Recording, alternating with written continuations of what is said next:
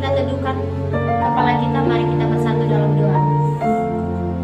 Ya Tuhan Allah Bapa yang bertata dalam kerajaan surga, kembali kami berdoa di hadapan-Mu Tuhan.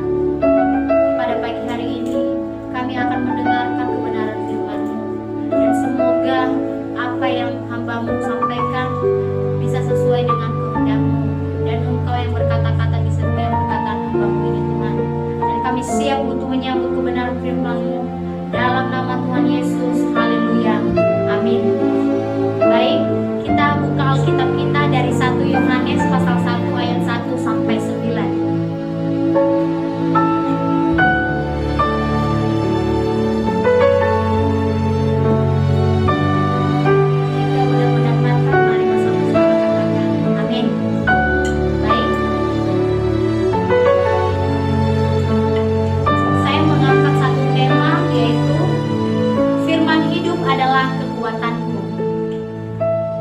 Perikop dalam 1 Yohanes ini yaitu kesaksian Rasul tentang kebenaran firman hidup.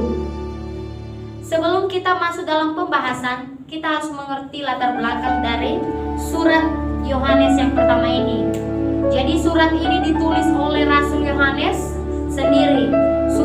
Surat yang pertama yang bertujuan untuk wejaan untuk membina iman yang sejati bagi setiap orang yang percaya kepada Yesus Kristus pada saat itu, sehingga orang-orang pada zaman itu Rasul Yohanes menyampaikan kesaksian tentang firman hidup. Ia adalah Tuhan itu sendiri. Secara positif, surat 1 Yohanes ini menyatakan peran Kristus dalam seluruh rangkaian karya penyelamatan Allah dan bagaimana orang-orang beriman dapat bersekutu dengan Yesus dan Allah Bapa.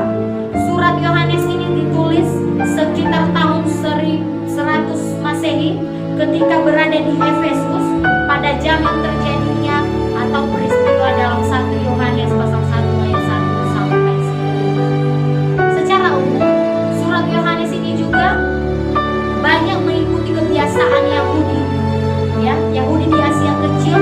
Dalam tulisan surat 1 Yohanes terdapat permasalahannya, yaitu adanya peperangan melawan bidat atau ajaran sesat pada zaman itu. Jadi perlu kita pahami apa itu firman hidup. Beberapa pengertian yang dapat kita pahami apa itu firman hidup antara lain. Firman hidup yang secara umum ada beberapa poin, ada 13 poin. Yang pertama, firman hidup adalah Tuhan pencipta alam semesta. Yang kedua, firman hidup adalah kasih karunia Allah bagi setiap yang percaya di setiap firman-Nya yang akan diberkati.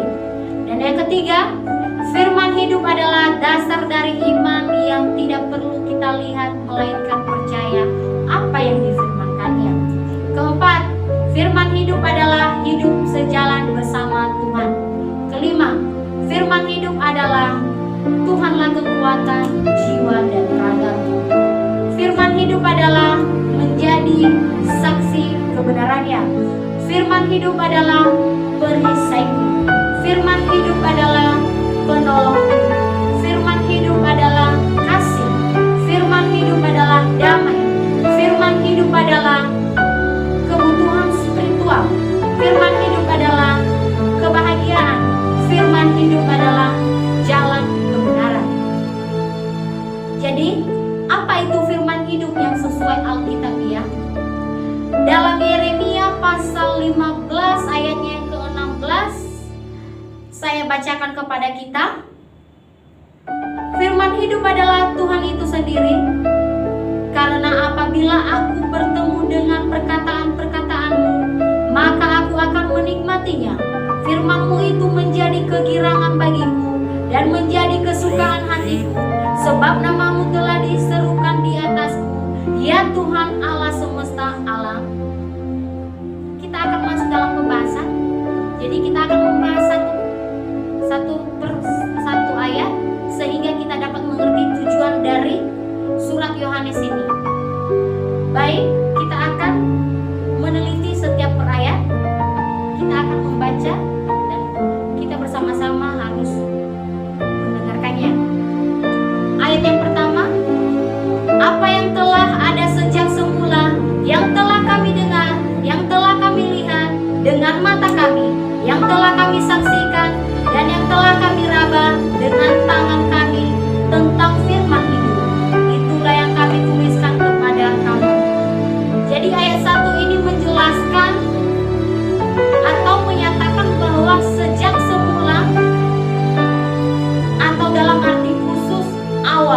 dari segalanya, atau yang terutama dari dahulu yang dimaksud menyatakan kebenaran.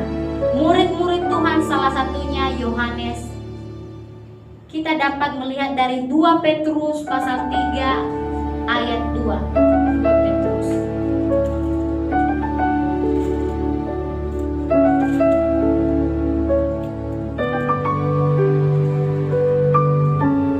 Baik, saya akan bacakan kepada kita.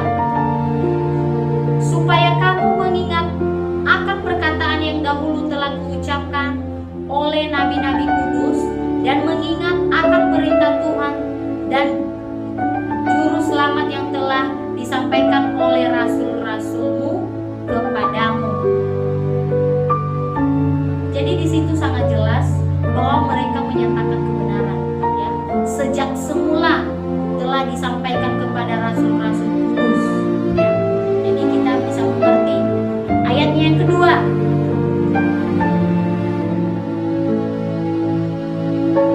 Hidup itu telah dinyatakan dan kami telah melihatnya, dan sekarang kami bersaksi dan memberitakan kepada kamu tentang hidup kekal yang ada bersama-sama dengan Bapa dan yang telah dinyatakan kepada kami. Ayat yang kedua ini menjelaskan tentang kesaksian bagaimana Tuhan menyatakan dirinya, ya.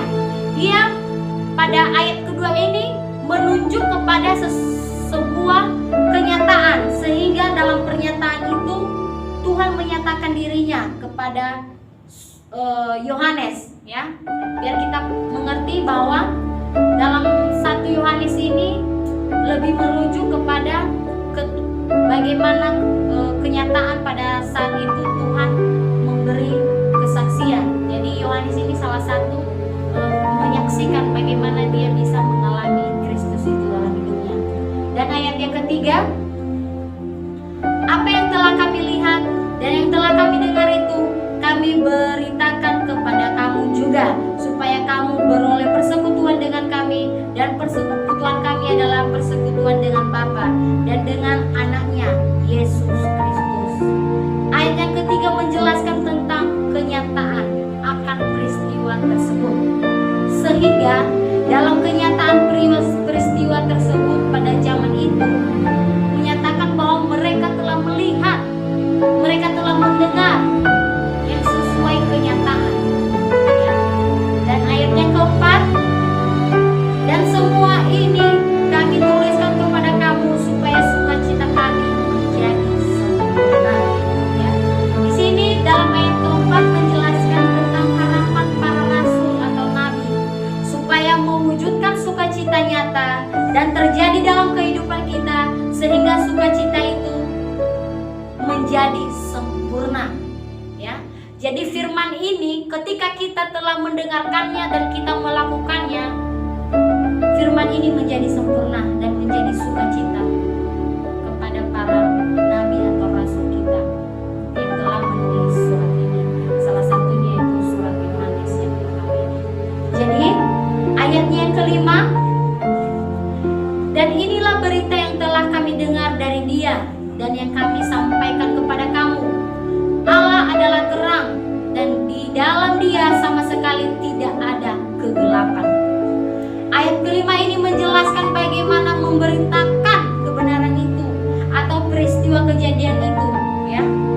Sehingga ketika menyampaikan kebenaran ini tidak akan sia-sia, karena menyampaikan dengan benar, yaitu firman Tuhan itu sendiri. Dan pada ayatnya yang ke-6, jika kita berkata bahwa kita beroleh persekutuan dengan Dia, namun kita hidup dalam kegelapan, kita berdusta dan kita tidak melakukan kebenaran. Di situ sangat jelas bahwa kita harus hidup benar, jangan hidup dalam kegelapan. Kita harus hidup dalam terang, seperti Tuhan Yesus kita, Dia terang. Jadi kita sebagai orang percaya, kita anak-anaknya, kita harus bisa meneladani Tuhan Yesus Kristus. Kita harus bisa menjadi terang, terlebih baik keluarga dan sekitar kita. Dan ayatnya yang ke-7, tetapi jika hidup dalam terang sama seperti Dia ada di dalam terang, maka kita beroleh persekutuan orang dengan yang lain, dan darah Yesus anaknya menyucikan kita daripada segala dosa. Ayat yang ke-8, jika kita berkata bahwa kita tidak berdosa, maka kita menipu diri kita sendiri dan kebenaran tidak ada dalam kita. Ayat ke-9, jika kita mengaku dosa kita, maka Ia adalah setia dan adil, sehingga Ia akan mengampuni segala dosa kita, menyucikan kita dari segala kejahatan. Ayat ke-10, jika kita berkata bahwa kita tidak ada berbuat dosa, maka kita membuat diri kita menjadi pendusta dan firman-Nya tidak ada di dalam kita. Di situ sangat jelas pada ayat 7, 8, 9, 10 itu sebuah pengakuan dosa, sebuah kesadaran, ya, di mana dibutuhkan akhir dari sebuah pengakuan dosa itu, sehingga ayat ke-10 menjelaskan tentang bagaimana pertobatan dalam perbuatan atau kejahatan dalam menyangkal dosa kita di hadapan Tuhan, sehingga terjadilah gambaran tentang Allah sebagaimana kita harus hidup sejalan dan memiliki persekutuan dengan Allah. Kita bisa melihat dari 2 Petrus pasal 3 ayat 9. Saya akan bacakan kepada kita. Tuhan tidak lalai menepati janjinya, sekalipun ada orang yang menganggapnya sebagai kelalaian, tetapi Ia sabar terhadap kamu, karena Ia menghendaki supaya jangan ada yang binasa, melainkan supaya semua orang berbalik dan bertobat. Jadi sebuah pengakuan dosa, sebuah kesadaran akan merujuk ke sebuah pertobatan. Jadi ada 4 poin yang perlu kita pelajari pada pagi hari ini dalam Nats 1 Yohanes pasal 1 ayat 1 sampai 10 ini. Saya akan menjabarkan kepada kita supaya kita dapat mengerti dan memahaminya. Yang pertama, mengaku. Di sini mengaku dalam bahasa aslinya disebut homologeo, yang artinya bersumpah, memuliakan, mengakuinya berterus terang. Jadi dapat kita artikan atau kita simpulkan bahwa dalam kesadaran pengakuan memiliki sebuah tindakan dengan bersumpah dan mengakuinya dengan terus terang. Jadi kesadaran yang mutlak yang dimaksud dengan kesalahan yang pernah kita lakukan, maka akan timbul namanya pertobatan. Yang dimaksud berbalik dahulu, yang dalam arti dulu hidup dalam dosa, sekarang hidup dalam terang. Jadi seperti berbalik 108 derajat, yang dahulu kita mempunyai dosa, berada dalam kegelapan, dan sekarang kita telah dipisahkan oleh Tuhan itu sendiri dan kita hidup dalam kebenaran. Kita bisa melihat dari Pengkhotbah pasal 7 ayat 20. Kita buka Alkitab.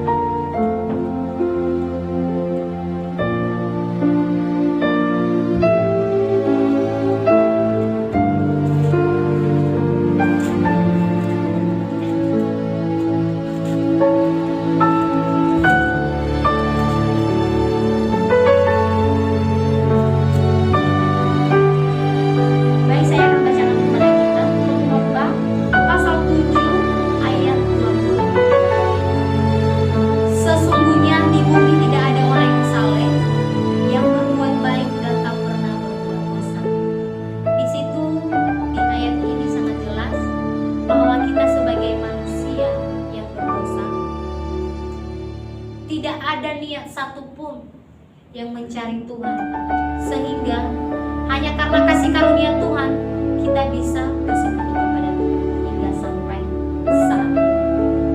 Dan poin yang kedua yaitu setia. Setia dalam bahasa aslinya disebut pistos, yang berarti setia dalam kebenaran, sehingga menimbulkan iman yang dapat dipercaya. Sedangkan adil dalam bahasa aslinya disebut dikaios, yang artinya adil dalam kebenaran. Orang yang benar, saleh, patuh dalam kebenaran, tulus hatinya, tidak bersalah, dan diberkati oleh Tuhan. Sehingga dapat kita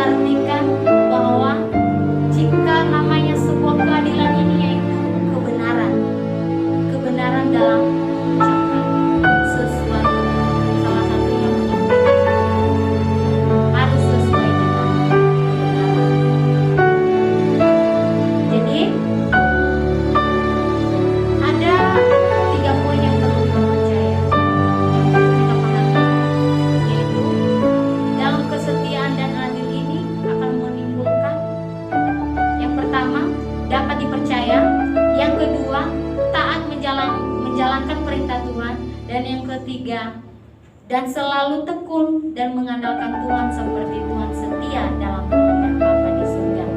Kita bisa melihat dari Yohanes pasal 6 ayat 38.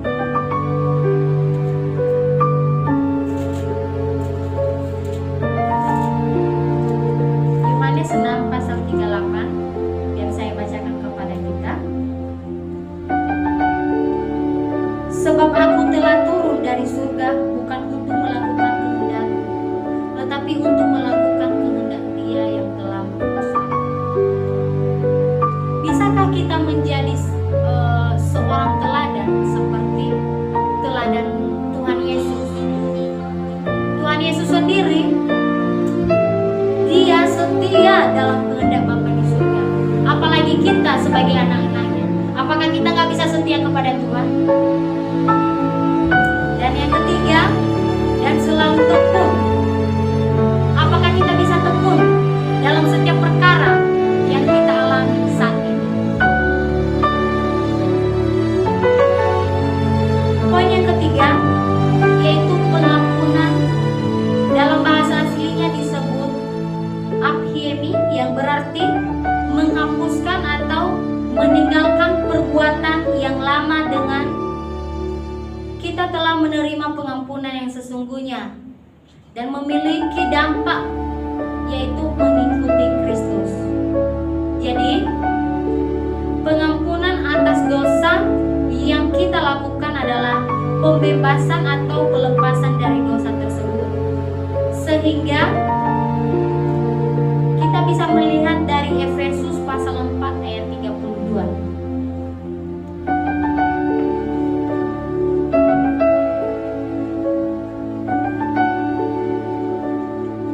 Efesus pasal 4 ayat 32. Dan saya bacakan kepada kita semua. Tetapi hendaklah kamu ramah seorang terhadap yang lain, penuh kasih, mesra, dan saling mengampuni, sebagaimana Allah di dalam Kristus telah mengampuni. Keteladanan Tuhan Yesus sendiri telah mengampuni kita. Apakah kita nggak bisa mengampuni orang yang bersalah kepada kita? Kita harus bisa menjadi teladan, karena Tuhan Yesus Kristus saja menjadi teladan bagi kita. Jadi kita di tempat ini harus bisa mengampuni orang yang bersalah kepada kita, karena kita memiliki Tuhan yang Maha Pengampun. Jadi poin yang keempat yaitu menyucikan.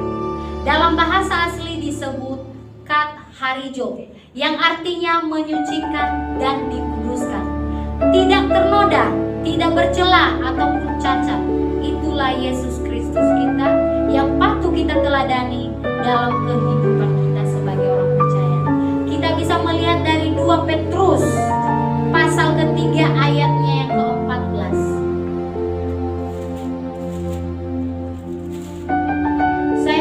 Saya akan bacakan kepada kita. Sebab itu saudara-saudaraku yang telah kukasihi, sambil menantikan semuanya ini, kamu harus berusaha supaya kamu kedapatan tak bercacat dan tak ternoda di hadapannya dalam perdamaian dengan Dia. Jadi Tuhan kita itu tidak pernah bercela, tidak pernah berdosa, tidak pernah cacat. Sehingga kita orang yang telah berdosa ini, kita harus selalu diperbaharui selalu, sehingga kehidupan kita bisa seperti Kristus. Dan ada yang perlu kita renungkan di sini dalam pembacaan satu pasal ini. Ada 4 poin. Yang pertama, apakah kita bisa menjadi teladan bagi orang sekitar kita, terlebih keluarga kita? Yang kedua, bisakah kita menjadi saksi Tuhan dengan apa yang kita alami dalam kehidupan kita? Yang ketiga, apakah kita bisa adil seperti Tuhan adil dalam segala hal apa yang Dia lakukan? Yang keempat, apakah kita bisa mengampuni orang yang bersalah kepada kita seperti Tuhan mengampuni dosa kita? Mari kita renungkan bersama-sama dan kita jawab dalam hati kita masing-masing. Jadi kita akan